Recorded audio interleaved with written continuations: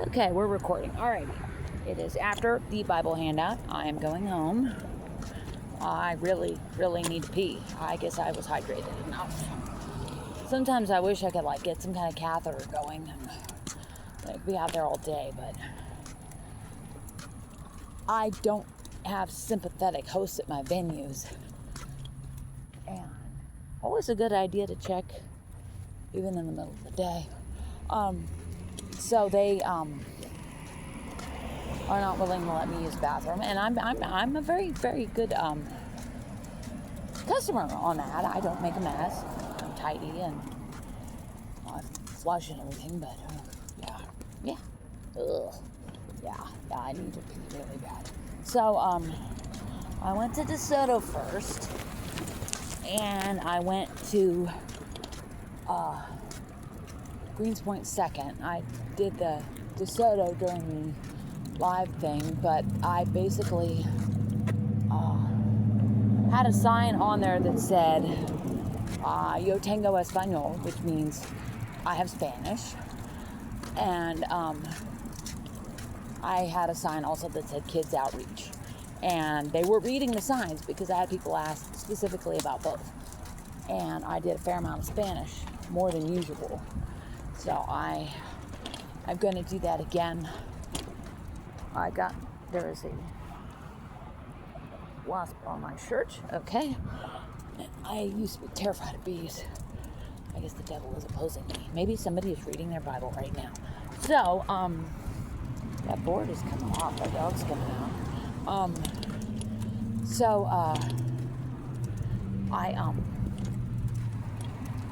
I did more Spanish. I'm definitely doing that again with the signs. The signs I have got pretty chewed up in the process today. So I need to make new ones, but I bought some really nice markers and poster board at Dollar Tree of all places. So it cost me $3.75 for a very wide tip marker, 3 colored markers, and the poster board. So I thought that was a good deal. It wasn't sold as a set. I just put them together. And I'll get more of the poster board. I like that because I can write Happy Thanksgiving or whatever, too. And it's strapped on just fine. It was the same size as my small free Bible signs that I have on the buggy. And I got those signs for a long time. Ooh, I need to pee so bad. So,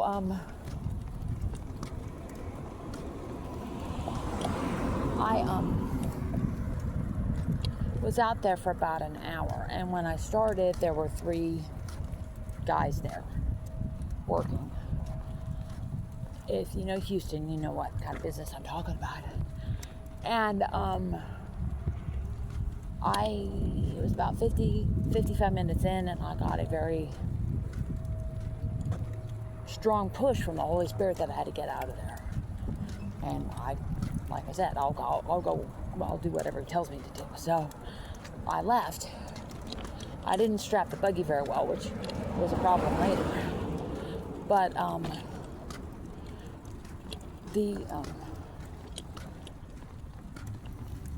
as I was leaving, there were 8 more young men showed up. I don't know what's going on here, but I'm glad I'm away from it. And when I was sitting at the bus stop, there was a woman there. She was a little rough looking, very thin. Her hair wasn't really styled, which is unusual for that culture. And she was adamant that the buggy couldn't go anywhere near the bus stop. And she was saying it'll be fine. And I was thinking, yeah, it's the word of God. Of course it's going to be fine. Nobody's going to touch it. And I also asked God to make my protection visible to the bad guys, especially when I'm going out on something like that. I need to be doing that every day, and I'm not. So I just went ahead and sat down and just left the buggy where it was, and it was fine, of course. The first bus that came was the 249 bus. So that only gets me about halfway to my venue. But I thought, I need to get out of here, so I'm going to go. And I did, and the driver got the gospel, and somebody on the bus got the gospel, and, so I was up to about 35 by that point. Bibles handed out. And it was funny because there was a young Spanish guy on the bus wearing like one of those designer t-shirts. And sometimes the guys who are new in town like to wear the designer labels everywhere they go. I don't know if it's like real or not, but you know, they like to have that name on their chest or whatever. And he asked for a Bible in very good English. And I said, do you want English or Spanish? He said English. So I gave him the last Old King James whole Bible I had. And he was like, oh, this is great. And he was looking at it. The guy across the aisle said, I want one. I said, I'm sorry, that was the last one, but I've got this, that, and the other. No, I wanted that one. I was looking at it. And the Spanish dude's like, no, it's mine, you know. And like clutching it. I'm like, how cool is that? So I got to my transfer point, got on the next bus, went up to Greenspoint. By this point, things were beyond urgent. So the buggy and I went to McDonald's, bought a drink, used the bathroom, and I parked the buggy in the corner when I went in the store. I thought that was, you know, respectful. And the manager goes, oh, she's back, which I thought was interesting. I guess I'm a novelty. And of course, she had to pee again, so and that's also not really a novelty. And Heather's bladder is back really, so I went and I emptied said bladder, and she had my unsweet iced tea ready for me when I came out, and I drank it, which is probably what's sitting in my bladder right now.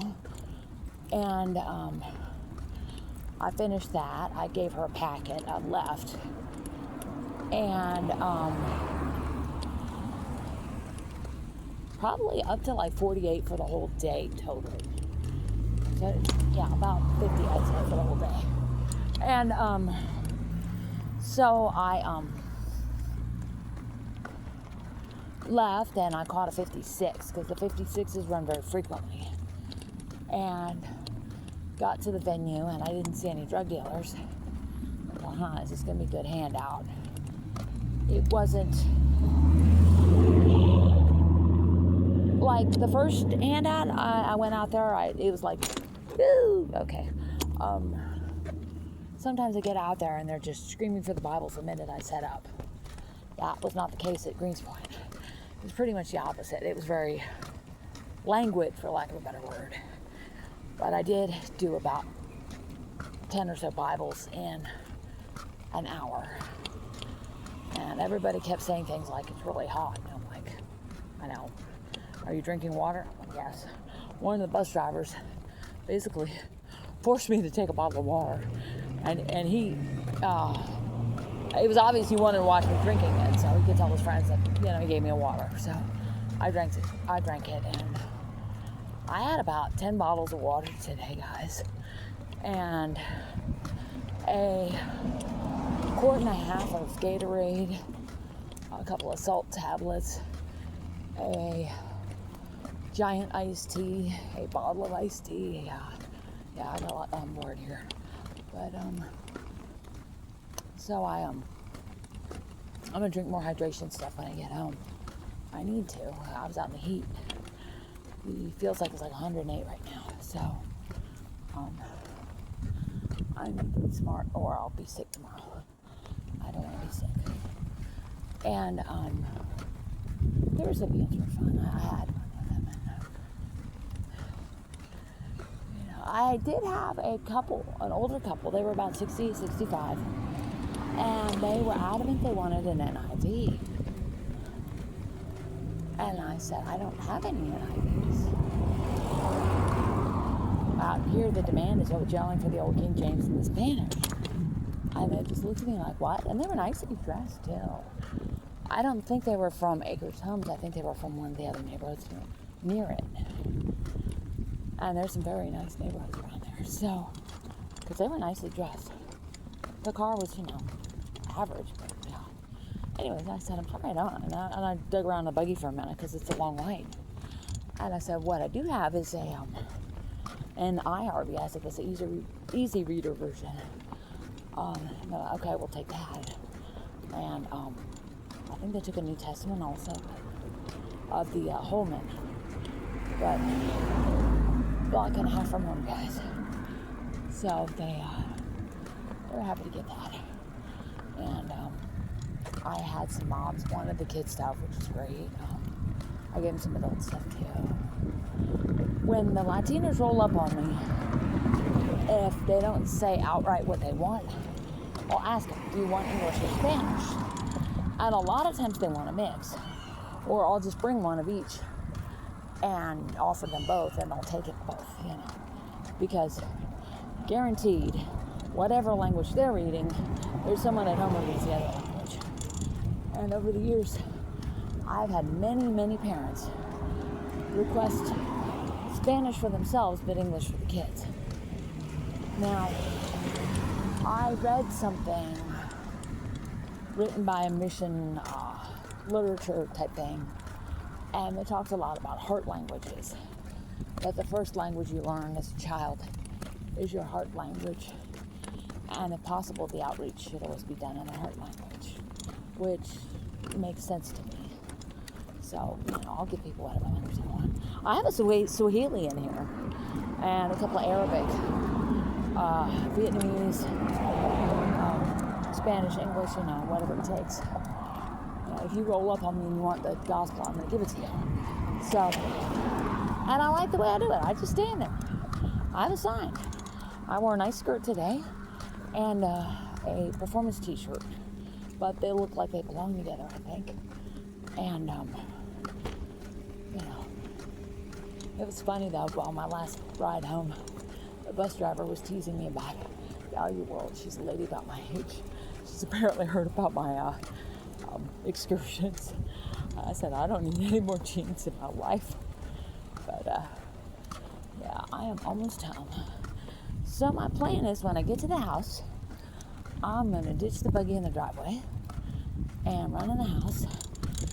Well, grab my phone and I'll run in the house and pee and then come out and get the buggy. So it's too early for the mail, so it's only like 5. A lot of people coming home from work, but and I thought it was sweet too. My last driver was asking about my schedule, and she said, we didn't see you for a while, we were worried. So I tried to tell everybody I was working, they were working me to death. They got a sales tax. She said, oh, okay. And she said, we talk about you. And I said, and she meant it nicely, that we worry about you, basically. That I'm a family member, for lack of a better word. And I find it very, very sweet, very important. I'm very honored because I don't think they do that lightly. I was kidding around with her. I said, I never met the first driver in my life. I said, she wasn't too happy about the buggy, but when I gave her marshmallow pie, she didn't care. She laughed. So, I am home. I'm going to ditch this in front of the house and run in the door and pee because I am very hydrated right now. Okay, that's it.